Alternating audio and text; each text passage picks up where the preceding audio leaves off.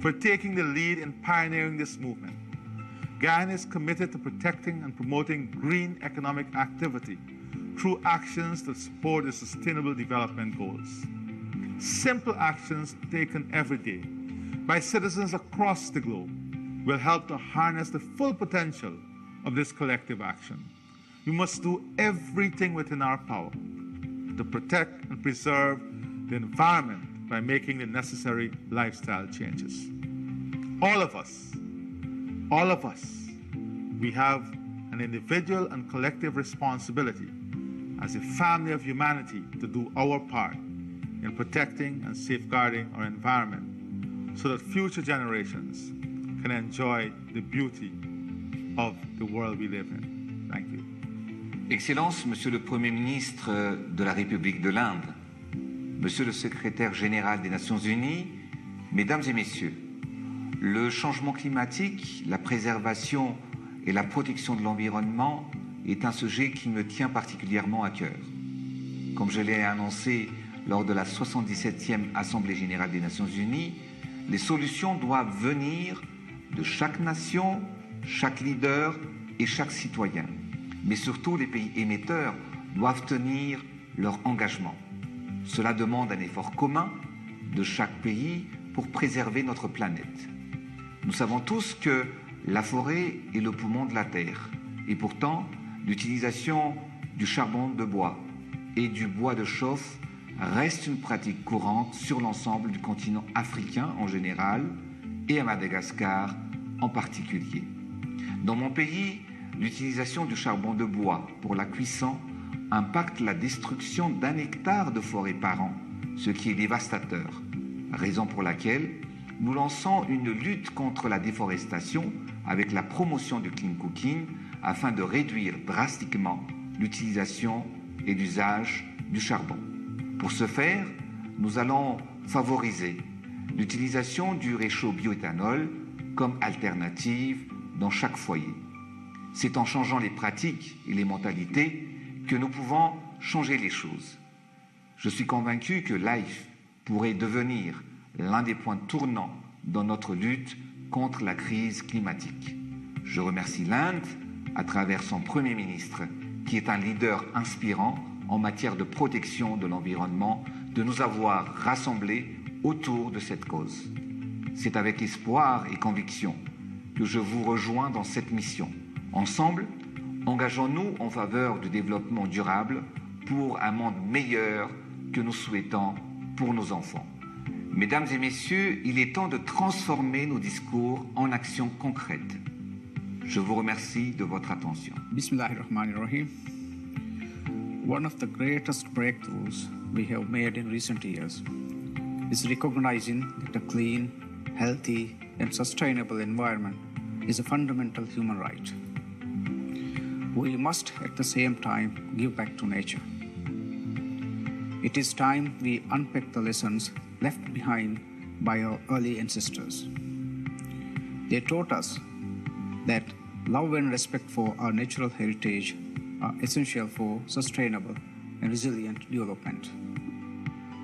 Prime Minister Modi's mission life could not have come at a more crucial juncture. The ill effects of the climate crisis come at us with full force, growing in severity the longer we let our inactions drag on.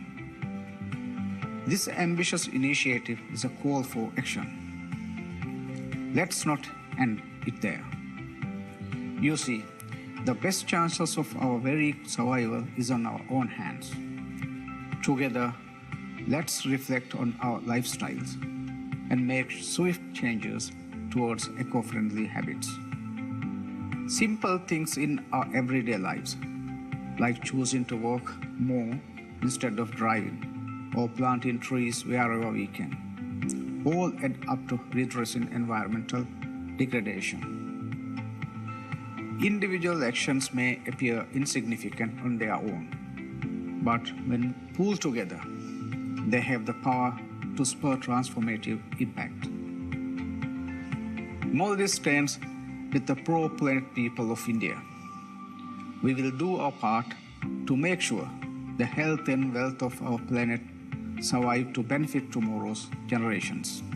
Governments are joining hands with businesses around the world to address environmental issues. However, policy reforms and economic initiatives are not enough to save our planet. Lifestyle changes at the individual level and behavioral changes at the community level are needed to reduce the strain on the environment. I therefore strongly support the movement launched by Prime Minister Shri Narendra Modi ji to build on good practices at the level of individuals, communities and institutions in order to accelerate the transition to a more sustainable future. If human activities continue at the present pace, by 2050, we will need free planets to sustain our way of life. Business as usual is no longer an option. Allow me to end with a quote of Mahatma Gandhi. The world has enough for everyone's need, but not for everyone's greed. I congratulate Prime Minister Narendra Modi and Government of India for advancing the idea for lifestyle, for the environment. This is a pioneering movement that can help fight climate change and achieve SDGs to build on the idea that positive changes in individual actions and behaviors are the key parts of the climate solution that the world urgently needs. I thank the organizer for giving Nepal this opportunity to express our support to the pioneering movement such as life, as well as express the need for work collectively to save our planet for better future of our people. Thank you very much. In November last year, the world came together in the UK to sign the Glasgow Climate Pact. It was a landmark deal. It showed that governments are ready to take decisive action on climate change and that we must all keep increasing our ambition. Now the energy crisis is showing once again that we need to go further and faster. As democracies, we must work together to secure energy independence and protect our economies. That's why we're turbocharging our rush to renewables. We're investing with partners like India to help build vital climate infrastructure. And we're working together to turn our net zero commitments into action. It's a real pleasure to join Prime Minister Modi in launching the LIFE initiative today, and I commend India's leadership. This is all about helping people make greener choices and live more sustainable lives. So let's keep making those long-term choices, let's keep leading the way, and let's take another big step forward together in Sharm el-Sheikh next month and with India's G20 presidency next year.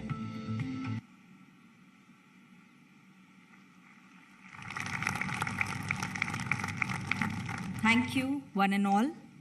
Ladies and gentlemen, the august presence of Honorable Secretary General of United Nations, Mr. Antonio Guterres, is gracing the occasion today.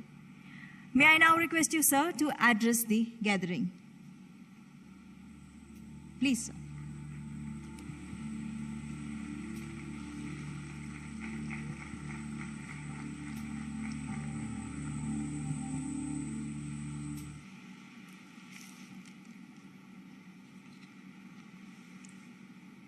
Honorable Prime Minister Modi, Excellencies, dear friends, I'm honored to be with you at the Statue of Unity to launch the Lifestyles for the Environment initiative. In these perilous times for the planet, we need all hands on deck. And I know that sometimes the enormous scale of a challenge might be reason enough to throw up one's hand in resignation. And there isn't a larger challenge in our world today than the climate crisis. But this Lifestyles for the Environment initiative is designed to highlight an essential and hopeful truth. All of us, individuals and communities, can and must be part of the solution of protecting our planet and our collective future. After all, overconsumption is at the root of the triple planetary emergency of climate change, biodiversity loss, and pollution. We are using the equivalent of 1.6 planet Earths to maintain our lifestyles. And that great excess is compounded by great inequality. The combined greenhouse gases emissions of the richest 1% are more than twice the poorest 50%. So we need to urgently transform our economic systems to make them friendly to the planet and to make them equitable so all can have equal opportunity to thrive in developed and developing countries. Each one of us will have to learn to live sustainably and reduce our environmental footprint by saving energy and reducing pollution and waste, by using less plastic, by taking advantage of clean cooking technologies, by eating more sustainably and not throwing away food, by using renewable energy, and by making our money count as consumers by supporting sustainable products. And many other examples we have seen in the wonderful film that has started this ceremony. And we also need to be speaking up and demanding the leaders to support clean, green lifestyles and ambitious climate action. This is the mission of the Lifestyles for the Environment initiative that I hope can spread throughout the world. Dear friends, I am immensely encouraged by the commitment that India has made to pursue environmentally sound policies. These efforts include a pledge to significantly increase investment and deployment of renewable energy, championing the International Solar Alliance, and joining the High Ambition Coalition for Nature and People, which aims to protect and conserve 30% of the world's ecosystems by 2030.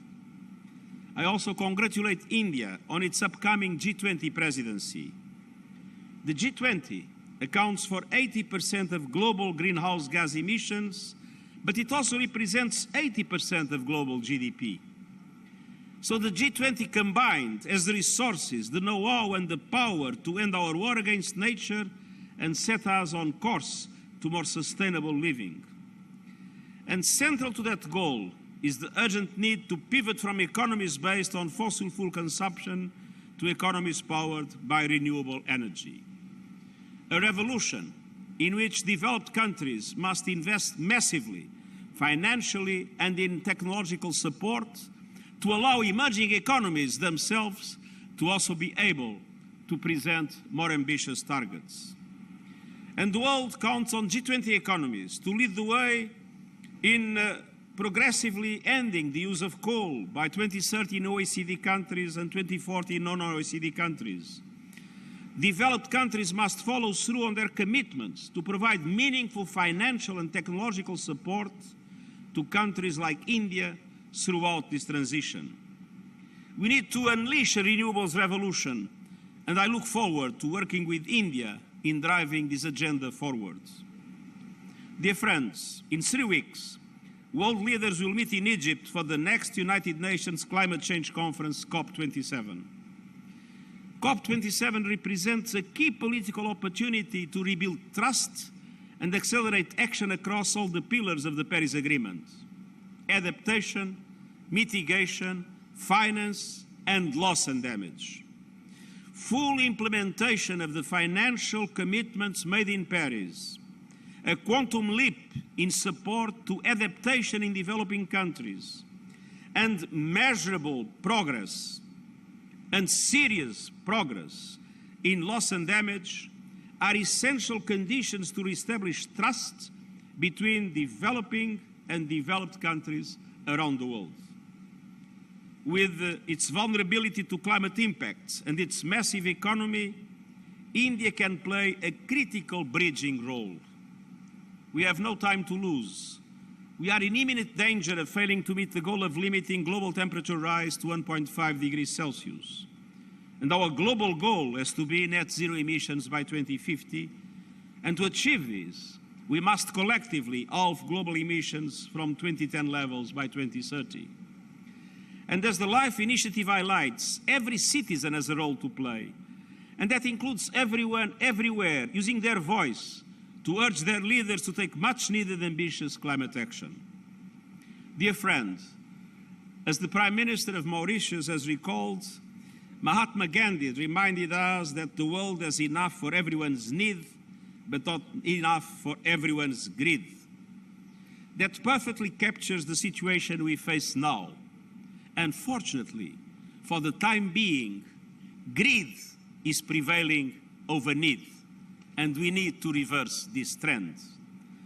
The planet is able to support each and every one of us, but we must treat its resources with wisdom and respect. So today, let us pledge to alter our economies and our lifestyles so we are able to share Earth's resources fairly and take only what we need. And let us count on India, as it assumes the G20 presidency, to help usher in a new era of sustainability fully in line with its history, its culture, and its tradition. Thank you.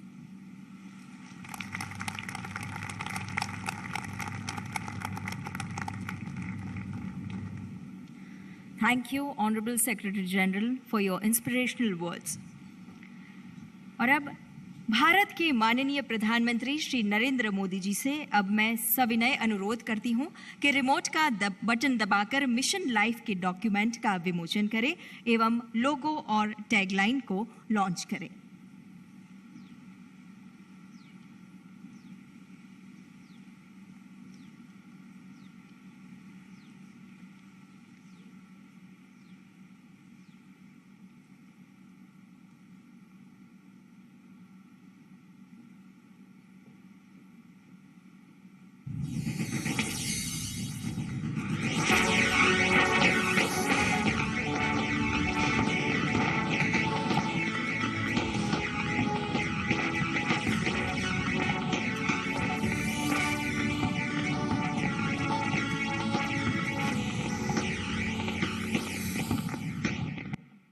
Thank you, dignitaries.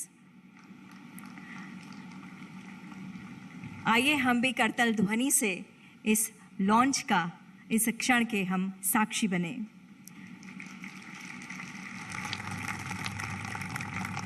देवियों और सज्जनों, प्रकृति के संवर्धन की संस्कृति को life के नूतन मंत्र से विश्व भर में उजागर करने की प्रेरणा आदरणीय प्रधानमंत्री जी ने दुनिया को दी है, जिनकी दूरदर्शिता समूचे विश्व को प्रभावित और लाभान्वित करती है। ऐसे वैश्विक नेता भारत के यशस्वी प्रधानमंत्री श्री नरेंद्र मोदी जी से अब सादर अनुरोध करते हैं आपके मार्गदर्शन के लिए।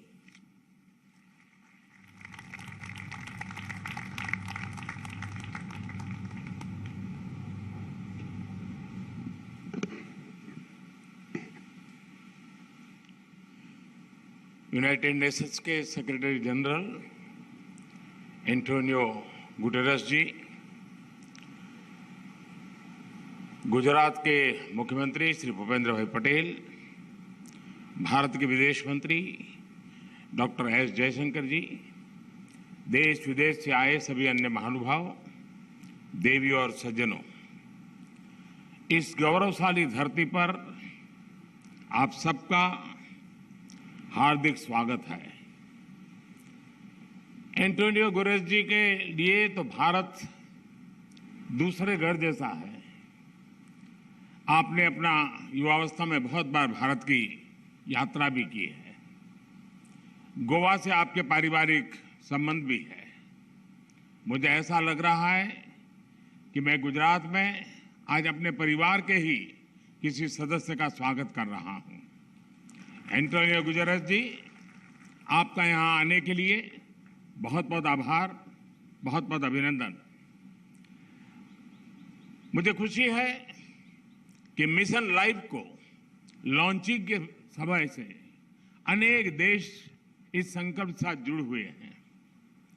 मैं फ्रांस के प्रेसिडेंट श्री मैक्रो, यूके के प्रधानमंत्री लीज ट्रस, गुयाना के प्रेसिडेंट इरफान अली, अर्जेंटीना के प्रेसिडेंट आल्वो फर्नांडिस, मॉरिशस के प्रधानमंत्री प्रवीण जगन्नाथ,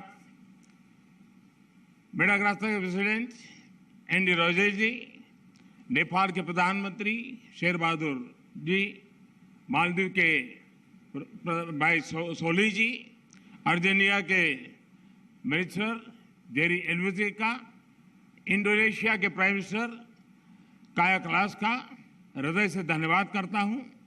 साथियों, ये आयोजन हमारे राष्ट्रीय गौरव सरदार वल्लभ भाई पटेल की विशाल प्रतिमा स्टैच्यू ऑफ यूनिटी के सानिध्य में हो रहा है और क्लाइमेट चेंज के खिलाफ लाइफ में यूनिटी ही सबसे महत्वपूर्ण फैक्टर है। दुनिया की सबसे बड़ी प्रतिमा हमें पर्यावरण से जुड़े ऊंचे लक्ष्य तक तय करने और उन्हें पूरा करने की प्रेरणा देगी। साथियों, जब प्रतिमान विशाल होते हैं तो कीर्तिमान भी विशाल होते हैं। इस कार्यक्रम का आयोजन गुजरात में होना बहुत मायने रखता है और ये बिल्कुल उपयुक्त भी है। गुजरात भारत के उन राज्यों में से एक है जिसने सबसे पहले रिन्यूएबल एनर्जी और एनवायरमेंट प्रोटेक्शन की दिशा में काफी बहुत कदम उठाना शुरू कर दिया था। चाहे बात नहरों पर सोलर पैनल लगाने की हो या सूखाग्रस्त इलाकों में जल स्तर बढ़ाने के लिए वाटर कंजर्वेशन का अभियान हो, गुजरात हमेशा एक प्रकार से लीडर के रूप में, एक ट्रेंड सेटर के रूप में रहा है। साथियों, क्लाइमेट चेंज को लेकर ऐसी धारणा बना दी है जैसे सिर्फ पॉलिसी से जुड़ा विषय है, लेकिन जैसे ही हम इस मुद्दे का पॉलिसी से जोड़कर देखने लगते हैं, जाने अनजाने में हमारे मन में ये बात बैठ जाती है कि इस पर सरकार ही कुछ करेगी, या फिर ये सोचते हैं कि अंतर्राष्ट्रीय संस्थाओं को इस पर कोई कदम उठाना चाहिए। ये बात सही है कि सरकार, अंतर्राष्ट्रीय संस्थाएं, उनकी भूमिका बड़ी है और वो इसे संभाल करने का प्रयास भी कर रहे हैं, लेकिन हम सभी देख सकते हैं कि अब इस मुद्दे की गंभीरता चर्चाओं से बाहर निकलकर दुनिया के हर कोने में, हर घर में आज नजर आने लगी है। क्लाइमेट चेंज से हो रहे बदलाव लोग अपने आसपास महसूस करने लगे हैं। पिछले कुछ दशकों में हमने इस दुष्प्रभाव को और तेज देखा है, अप्रत्याशित आपदाओं को झेला है।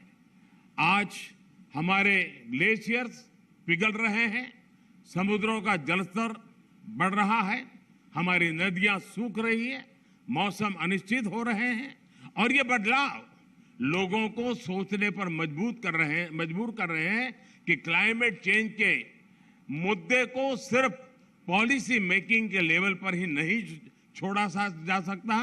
लोग खुद महसूस करने लगे हैं कि एक व्यक्ति, एक परिवार और एक समुदाय के तौर पर उन्हें इस धरती के लिए, इस प्लेनेट के लिए कुछ न कुछ जिम्मेवारी उठानी चाहिए, खुद ने भी कुछ करना चाहिए। लोग जानना चाहते हैं कि अपने खुद के प्रयत्न में या परिवार के साथ और अपने समुदाय के साथ मिलकर वो कौन से कदम उठा सकते हैं जिससे धरती की सुरक्षा हो सके, इस पृथ्वी की सुरक्षा हो सके। इन सारे सवालों का जवाब मिशन लाइफ में है। मिशन लाइफ का मंत्र है लाइफस्टाइल फॉर एनवायरमेंट। पृथ्वी पर रहने वाले प्रत्येक व्यक्ति को व्यक्तिगत प्रयासों की कामना के साथ ही आज ये मिशन लाइफ का ये विजन दुनिया के सामने रख रहा हूं। मिशन लाइफ इस धरती की सुरक्षा के लिए जन जन की शक्तियों को जोड़ता है, उनका बेहतर इस्तेमाल करना सिखाता है। मिशन लाइफ क्लाइमेट चेंज के खिलाफ लड़ाई का लोकतांत्रिक, डेमोक्रेटिक एक प्रकार से उसका विस्तार कर रहा है, जिससे हर कोई अपने सामर्थ्य के हिसाब से योगदान दे सकता है। मिशन लाइफ इस बात पर भरोसा करता है कि छोटे छोटे प्रयासों का भी व्यापक प्रभाव हो सकता है। मिशन लाइफ हमें प्रेरित करता है कि हम सब अपनी रोजमर्रा की जिंदगी में ऐसा बहुत कुछ कर सकते हैं जिससे पर्यावरण की सुरक्षा हो। मिशन लाइफ ये मानता है कि अपनी लाइफस्टाइल में बदलाव करके एनवायरनमेंट की रक्षा की जा सकती है।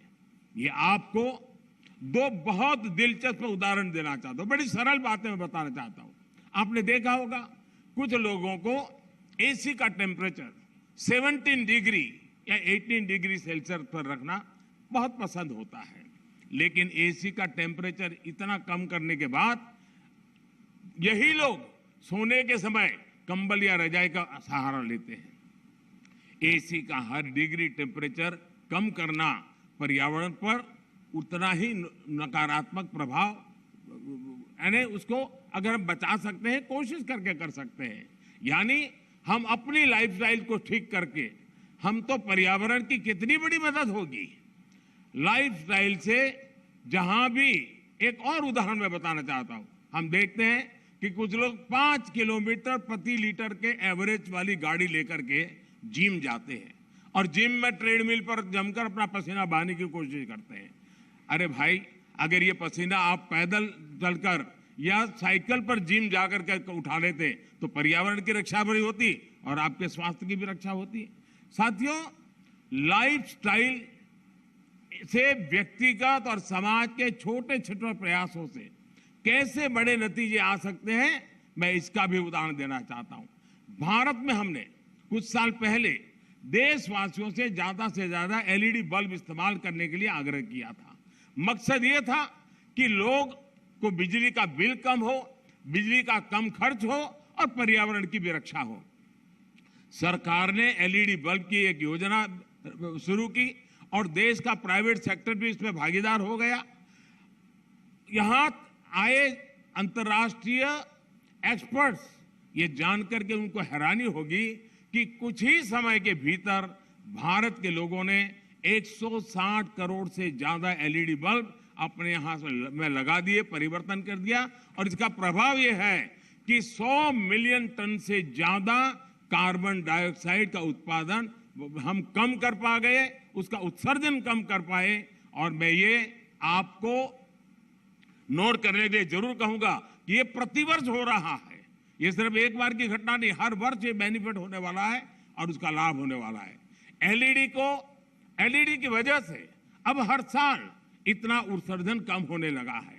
साथियों, गुजरात महात्मा गांधी की भूमि है, जन्मभूमि है, तो उन विचारकों से एक जो बहुत पर्यावरण संरक्षण और प्रकृति के साथ तालमेल लेकर के जीवन जीने का महत्व समझ गए। उन्होंने ट्रस्टीशिप के अवधारणा की विकसित की थी। मिशन लाइफ इस सबको पर्यावरण के ट्रस्टी बनाता है। ट्रस्टी वो होता है जो संसाधनों का अंधाधुंध इस्तेमाल नहीं होने देता। एक ट्रस्टी एक शोषक के रूप में नहीं बल्कि पोषक के रूप में काम करता है। मिशन लाइफ P3 की अवधारणा को मजबूत करेगा। P3 यानी प्रो प्लेनेट पीपल। आज हम एक ऐसी दुनिया में जी रहे हैं जहां इस बात की चर्चा रहती है कि कौन किस देश या गुट के साथ है और कौन किस देश या गुट के खिलाफ है। लेकिन मिशन लाइफ धरती के लोगों को प्रो प्लेनेट पीपल के तौर पर जोड़ता है, उनको अपने विचार से समाहित करता है, एक कर देता है। ये लाइफस्टाइल ऑफ द प्लेनेट, ये lifestyle of the planet, for the planet and by the planet की मूल सिद्धांत पर चलता है। साथियों, अतीत से सीखकर ही हम बेहतर भविष्य का निर्माण कर सकते हैं। भारत में हजारों वर्षों से प्रकृति की पूजा की समृद्ध परंपरा रही है। हमारे वेदों में भी बहुत सटीक तरीके से कहा है कि जल, जमीन, वायु और सभी प्रकृति प्रदत्त चीजों का महत्व समझाते हैं। जैसे अथर्ववेद कहता है, माता भूमि ही पुत्रो हम पृथ्व्या, अर्थात पृथ्वी हमारी माता और हम उसके संतान हैं। रिड्यूस, रीयूज एंड रिसाइकल और सर्कुलर इकोनॉमी हमारे वर्षों से हम भारतवासियों की लाइफस्टाइल का अंग रहा है और हम सभी जानते हैं कि दुनिया के कई हिस्सों में, कई देशों में ऐसी प्रथाएं आज भी है, प्रचलित है, जो हमें प्रकृति के साथ तालमेल बिठाकर चलने के लिए प्रेरित करती है।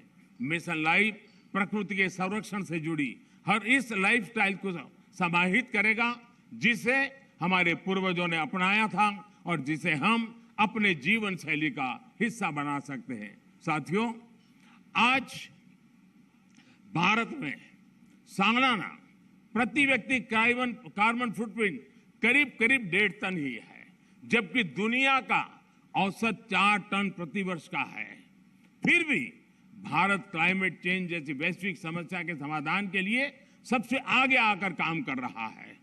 इसने उज्ज्वला योजना शुरू की ताकि कोयले और लकड़ी से धुएं से मुक्ति मिले।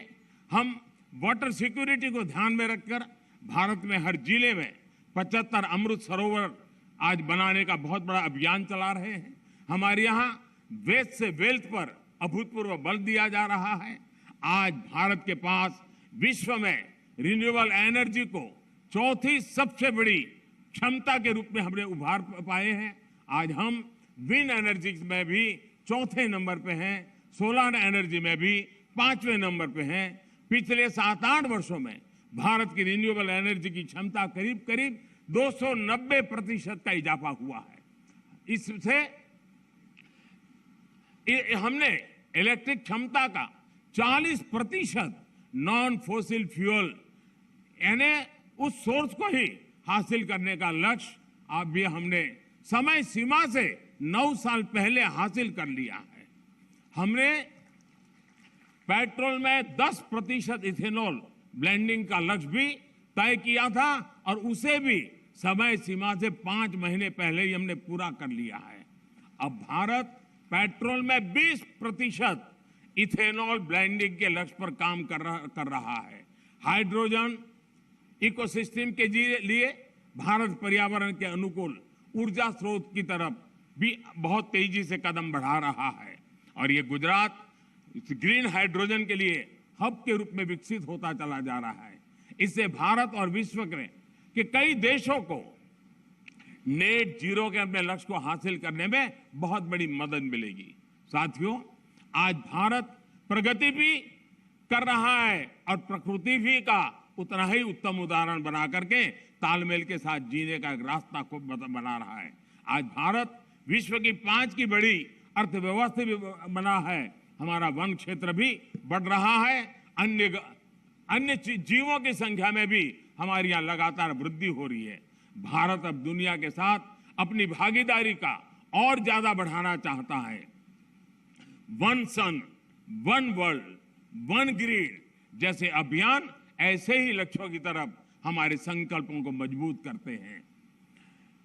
Collision for disaster resilient infrastructure, इसके निर्माण का नेतृत्व करके भारत पर्यावरण सुरक्षा के प्रति अपनी अवधारणा से दुनिया को अवगत करा चुका है।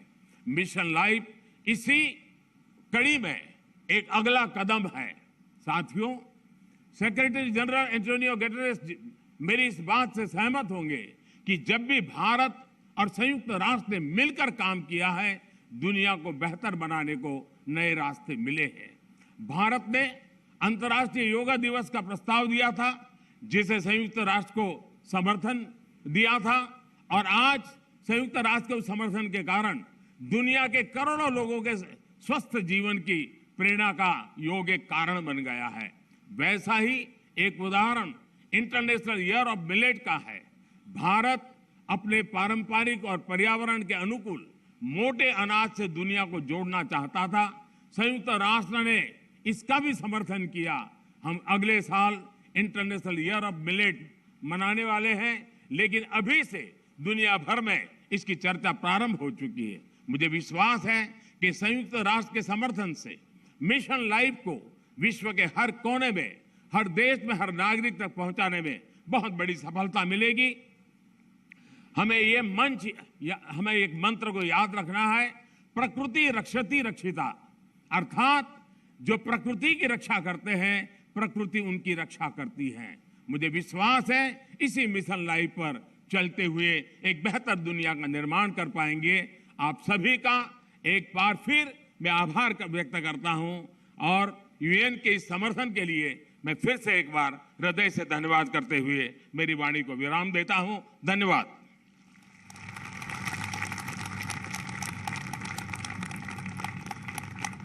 बहुत बहुत धन्यवाद प्रधानमंत्री।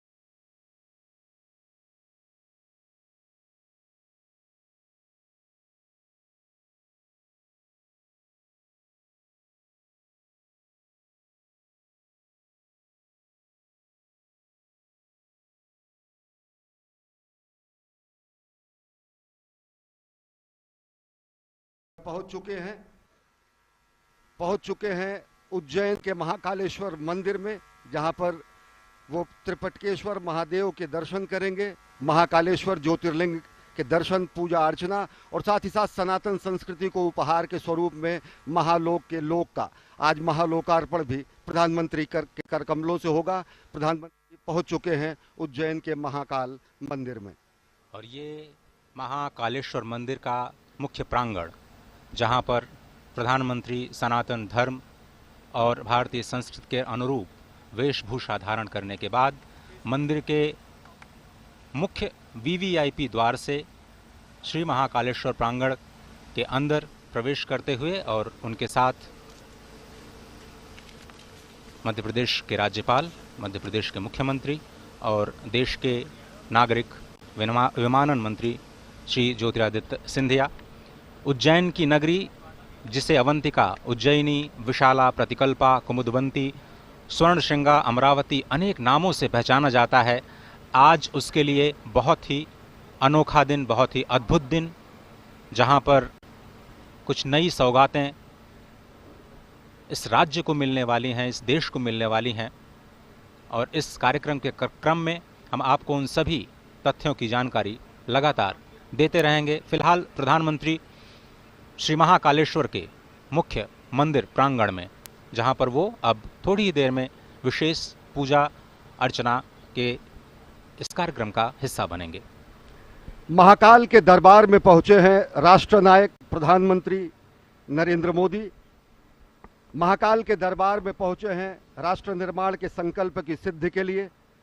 महाकाल के दरबार में पहुंचे हैं विशेष पूजा अर्चना के लिए, जिससे भारत को जगत गुरु बनाया जा सके, जिससे भारत को आत्मनिर्भर भारत की संकल्पना को साकार किया जा सके, जिससे विकसित भारत के लक्ष्य को हासिल किया जा सके। और प्रधानमंत्री नरेंद्र मोदी इस समय पहुंच चुके हैं गर्भगृह में। आकाशे तारकम लिंगम पाताले हाटकेश्वरम भूलोके च महाकालो लिंगत्रय नमोस्तुते। महाकालेश्वर की महिमा अनंत है। भोलेनाथ शिव शंकर महाकाल के दर्शन करने पहुंचे हैं। अभ्यर्थना, पूजा अर्चना, आराधना और वंदना करने पहुंचे हैं राष्ट्रनायक, जननायक प्रधानमंत्री नरेंद्र मोदी। और इस वक्त आप जो तस्वीरें देख रहे हैं, प्रधानमंत्री मोदी राष्ट्र की ओर से इस संध्या काल के शुभ मुहूर्त में, आज बहुत ही पवित्र दिन, ये इस वक्त जो समय का चयन किया गया है, काल का चयन किया गया है, वो भी बहुत ही महत्वपूर्ण है, क्योंकि आज कृष्ण पक्ष कार्तिक मास द्वितीया की तिथि, जैसा कि आप जानते हैं, भगवान श्री महाकालेश्वर के कपाल पर जो विद्यमान चंद्रमा है वो भी द्वितीया का ही चंद्रमा है और इसीलिए इसको बहुत ही शुभ, बहुत ही पवित्र माना जाता है। इस ओम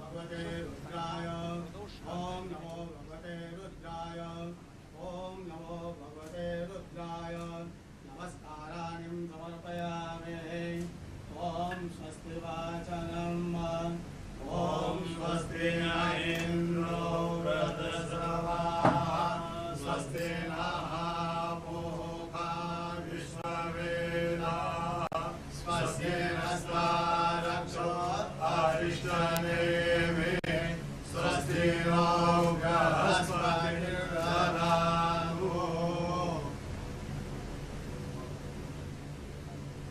ओम गुरु ब्रह्मा गुरु विष्णु गुरुदेवो महेश्वरः। गुरु साक्षात् परब्रह्म तस्मै श्री गुरुवे नमः। ओम स्वस्ति वाचनम नमस्काराणि समर्पयामि। रुद्राक्षमाला धारणम। ॐ त्र्यम्बकं यजामहे सुगन्धिं पुष्टिवर्धनं उर्वारुकमिव बन्धनं मृत्योर्मुक्षीयमामृतात् महामृत्युञ्जय भगवान् रुद्राक्षमालाधारणम् अर्पयामि नमस्कारानिं सङ्कल्पः यदि विष्णु तदा वारो नक्षत्रं विष्णुरेव च योगस्य करण सर्व विष्णुरमयं जगत् विष्णोर्विष्णोर्विष्णो श्रीमद्भगवतो महापुरुषस्य विष्णुवाज्ञाः प्रवर्तमानस्य अद्य ब्रह्मणो द्वितीयप्रदाते विष्णुपदे श्रीक्षेत्राः कल्पे सप्तमे वैवस्पतमन्वन्मन्त्रे अष्टामीं योगे कलिकृतं चरणे भूर्लोके भरतवर्षे भरतखण्डे जम्बूद्वीपे अवन्तिकायां विशालाक्षेत्रे महाकालमणे हर्षद्वीपीठे